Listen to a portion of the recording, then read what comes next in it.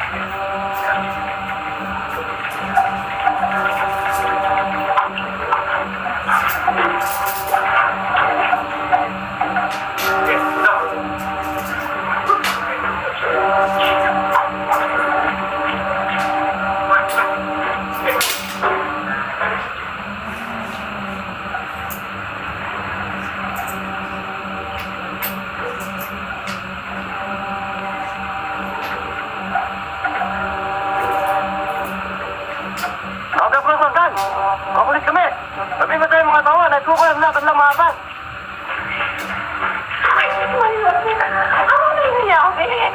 Well, wala silang magagawa. They can deny everything. Sabi mo na ito ka ng mga tauhan mo. Hindi lang ako sa mga authorities na yan. Salam. Salam na siya.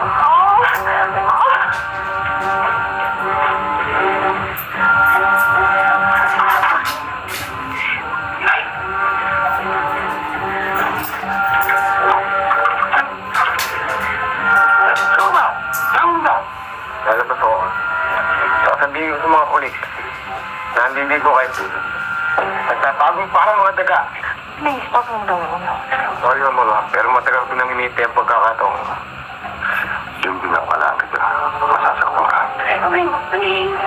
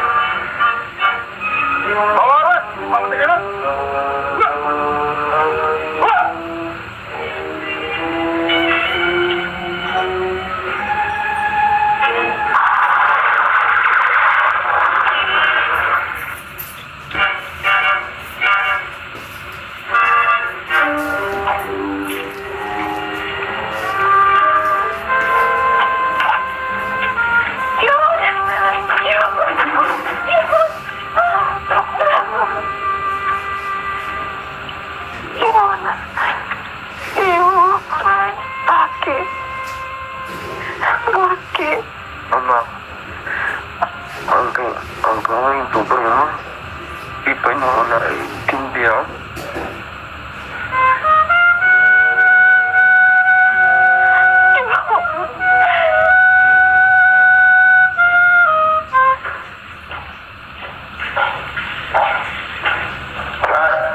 What's the old man here? Hi, sir. You? What's the name of it? Huh? You can't spin anything on me. You don't have a single evidence. Not a single witness. Ay, binabala ko kayo, ha? I-report ko kayo. Illegal na eh. Meron o. Meron o kaming bigay sa laban sa inyong mag-asawa. At meron kaming isang testigo. At yun ay sapat na. Sino? Ako, Congressman. Dapat naniwala kayo yung Franco. Tama siya. Ako isang traitor.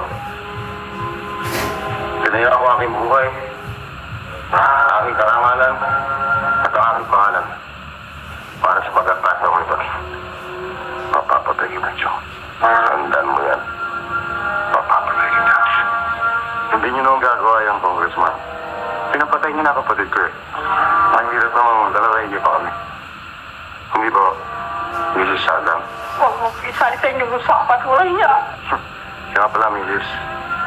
Maraming salamat sa inyong tulong.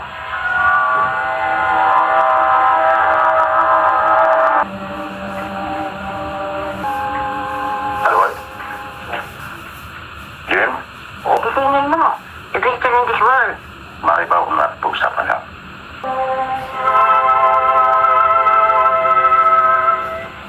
Ano yung private ano? Hindi ba dato na? Wala akong makapagalitan sa kanya. Wala ako.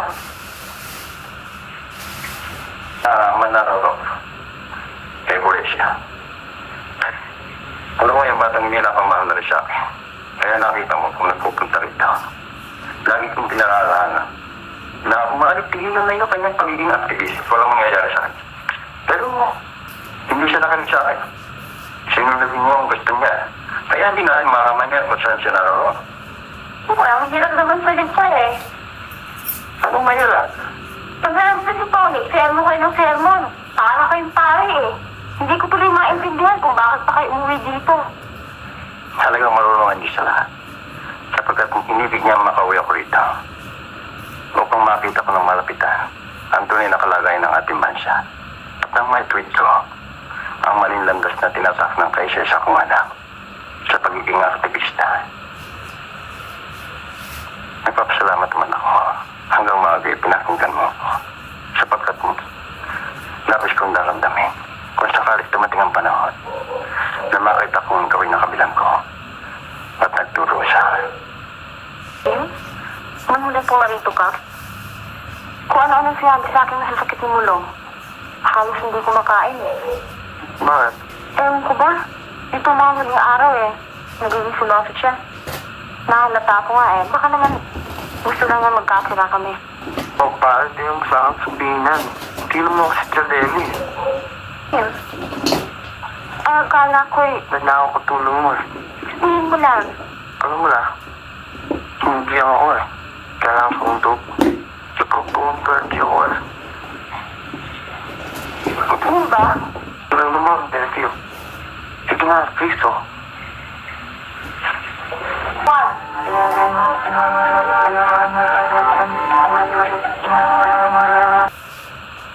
Hindi!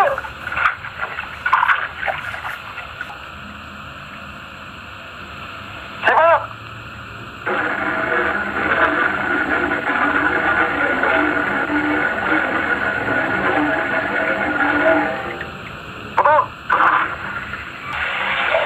Salida. Pagsabi mo na kay Dr. Nunez, nagsimulan kami dito.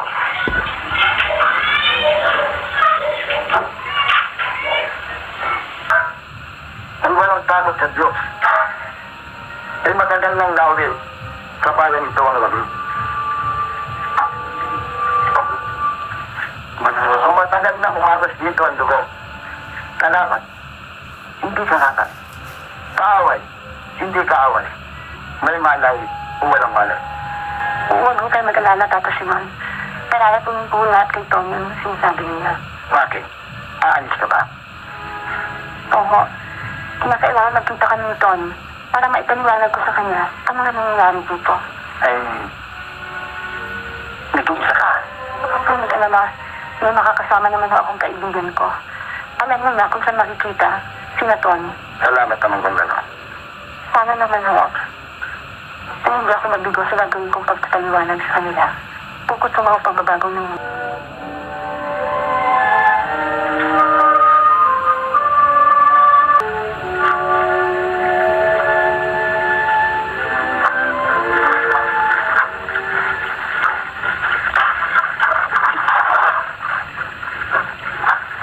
Sabi ko na, Commander. Mabalita ko may mga dumating daw mga babae. Akin na sila na ikasaman, Tony. Ano naman kailangan nila? Wala naman. Marami dalang magandang balita.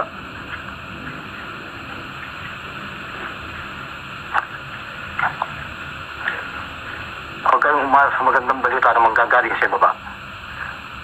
Ang tungkulin natin dito, magpakasakit, magtyaga, paghanda ng araw ng paniningil.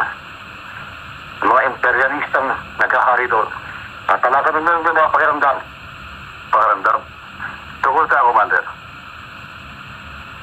Tungkol sa mga aktivista.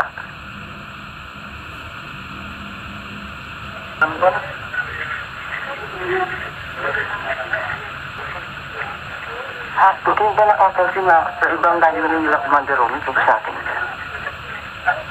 Napapansin ko, parang wala silang tiwala sa atin. Bawat kilos nila. Palagi namin namin silang tahan. Asan nga pala sila, Norma? Andiyan kumakain?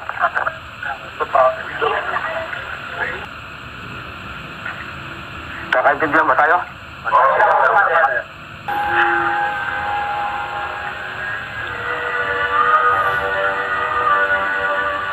Tony, alam ni Lola ang pagpunta namin ni Linda dito. Humingi ako ng tulong sa papa niya. At nangako siyang mamamagitan para sa atin sa mga may kapangyarihan. Mamamagitan? Bakit? Para sa pagsuko mo, Ton. Para sa pagsuko niyong lahat. Kung kami tayo susuko, anong katiyakan meron kami na ang anong simula yung pinaglalaban ay may katuparan? Hindi kaya karamihan sa Napi at Sandaraya di na maghari doon. Karahasan, paniki na naghaharing uli. Dahil sa inyong lahat, napinsan ko si Tony. Pareho kaming lumaki sa bukid. Alam namin kung paano magbungkal ng lupa, magtanim, umani, at mapaso sa init ng araw. Kayo, ilan sa inyong makapagsasabi ng ganon? Di ba't karamihan sa inyo lumaki sa bayan? Kaya mga kasama, kung ano man ang dinaramdam ninyo ngayon, ay masigit namin nararamdaman.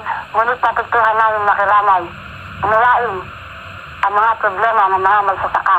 Kung ganon, sana'y unawain din ninyo ito. Naroon ako ng mabalita ang mga bagay na sasabihin ko. Bibigyan daw ng lupa ang mga magsasaka. Ang lupang matagal na nating sinasaka ay magiging atin na. Nag-isip si Tata Sinon. Nag-isip ang Itay. At nag-isip din ako. Totoo nga kaya. Kaya tagal lang pinag-uusapan ng mga bagay na. Ang sabi nga ng Itay, hindi ka pamala ipanganak noon, Norma. Ngunit ngayon, ay nakita ko na ang katunayan. Nang kami sanayan na isa-isong na. Inalam nila ang kasaysayan ng ating pagiging kasama. Ngayon ay may pagagalangan ng mga tao. Paggalang sa karapatan ng isa't isa. May pagtutulungan. May pagdadamayan. Kailangan talagang bumaba kayo. Ang makita ng inyong dalawang mata.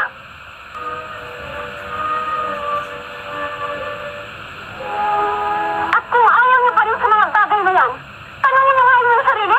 Ano ba talaga yung pinaglalaban natin? Yung bang interest ng ilan na may pansariling ambisyon na hindi natin nararamdaman ay siyang nagpapakilos sa atin nung araw na kinakasangkapan lang tayo? Ikaw! Sinasabayan! Tayong lahat!